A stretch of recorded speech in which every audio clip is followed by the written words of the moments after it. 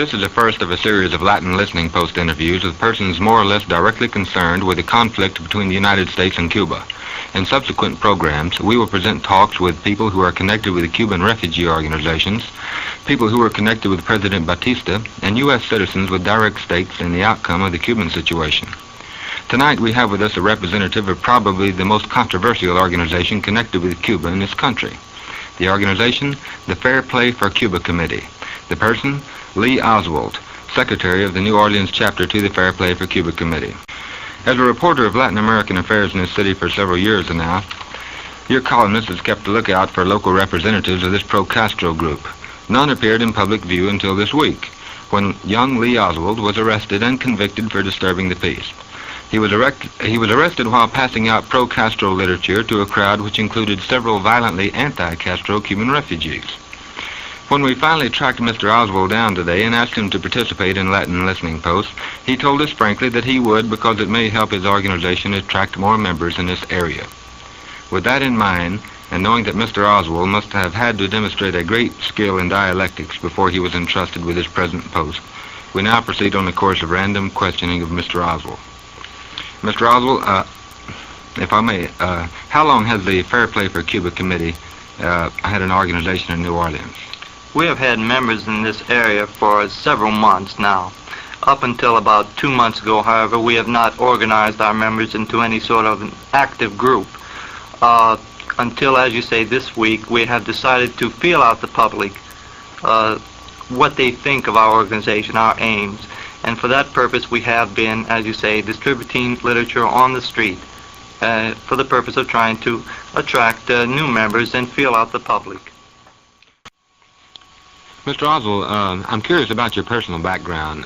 If you could tell us something about where you came from, your education, and your career to date, we'd be interested. I'll be very happy to. I was born in New Orleans in 1939. For a short length of time during my childhood, I lived in Texas and in New York. During my junior high school days, I attended Beauregard Junior High School. I attended that school for 2 years. Then I went to Warren Eastern High School, and I attended that school for over a year. Then my family and I moved to Texas, where we have many relatives, and I continued my schooling there. Then I entered the United States Marine Corps in 1956. I spent 3 years in the United States Marine Corps, starting out as a private, working my way up through the ranks to the position of buck sergeant. And I served honorably, having been discharged. Then I went back to work in Texas and have recently arrived in New Orleans with my family, with my wife and my child. Are you at liberty to reveal the membership of your organization? No, I'm not. For what reason? Well, as secretary, I believe it's standard operating procedure that an organization consisting of a political minority protect the names and addresses of its members, and I have that is my duty, and I have every reason to do that. Mr. Oswald, there are many commentators in the journalistic field in this country that equate the Fair Play for Cuba Committee with the American Communist Party. What's your feeling about this, and are you a member of the American Communist Party? Well, the Fair Play for Cuba Committee, with its headquarters at 799 Broadway in New York, has been investigated by the Senate subcommittees who are occupied with this sort of thing.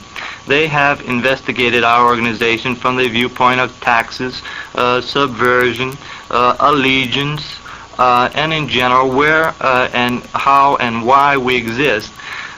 They have found absolutely nothing to connect us with the Communist Party of the United States.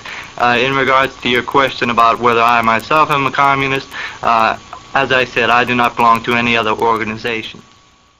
So that you cannot point at Castro and say that he is a Russian puppet. He is not.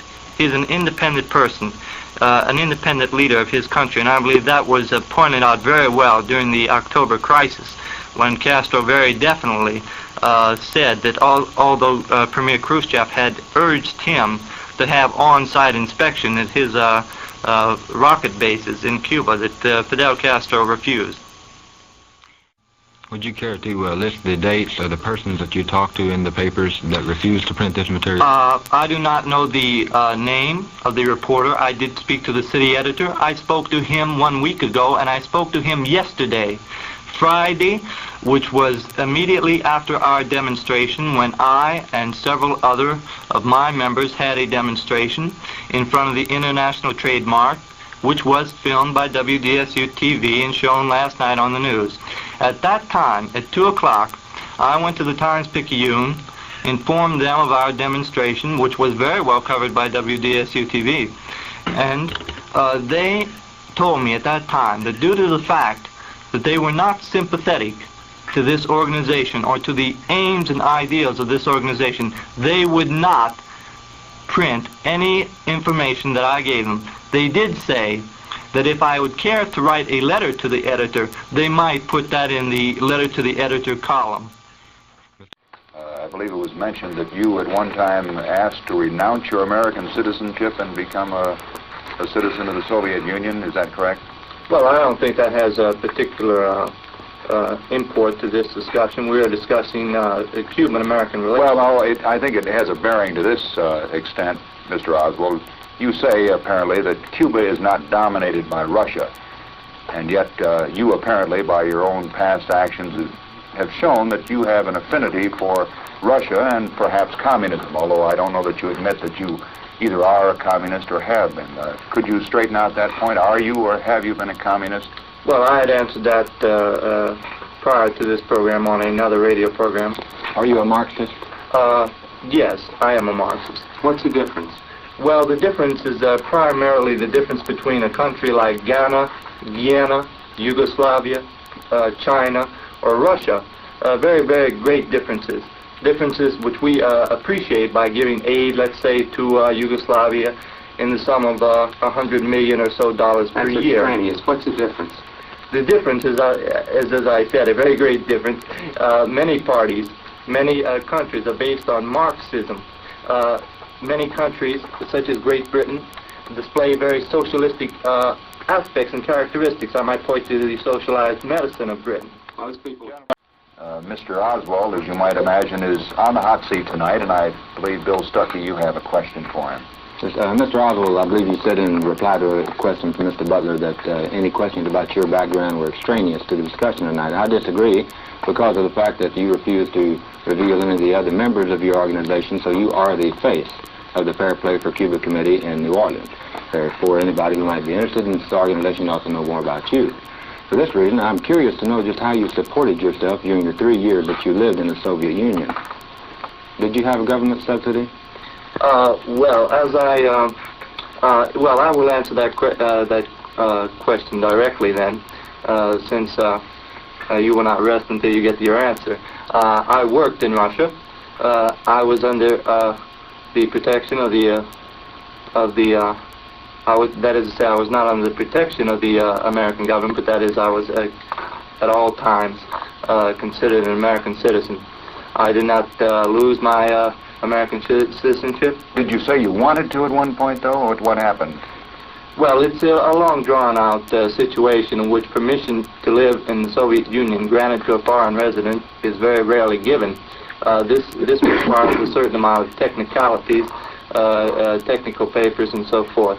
At no time, as I say, did I renounce my citizenship or attempt to renounce my citizenship, and at no time was I out of contact or with the American embassy. Excuse me, may I interrupt just 1 second?